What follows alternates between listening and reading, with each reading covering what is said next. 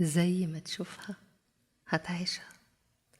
ببساطة كده، زي ما تشوف الحياة هتكون.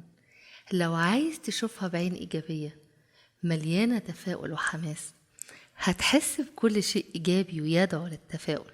الأمور هتكون أسهل عليك، هتتجاهل الوحش وتمر عليه وانت مكمل طريقك.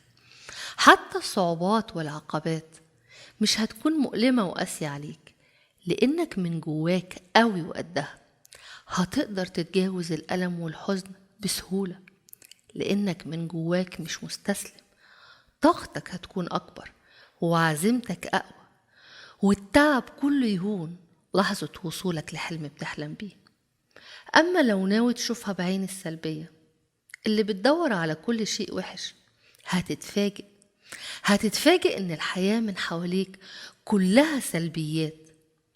هتلاقي الدنيا صعبة والناس قاسية، وكل ما تمشي في طريق تلاقي أسوأ ما فيه، لأن ببساطة عينك بتدور عليه. كل ألم وكل حزن هيبقى كبير جدا جواك، ويبقى جراح ومرار، لأنك من الأساس مستسلم وطاقتك خلصانة. هتحس كل خطوة صعبة وتقيلة عليك، كل مشوار بتبتديه مش قادر تكمله وتنهيه. هتكون حياتك فعلا صعبة وكلها عثرات وسلبيات، لأن نفسك الموجوعة وعينك السلبية مش هتخليك تعرف تشوف غير ده. هتجذب لك كل شيء سلبي. انت اللي بتختار.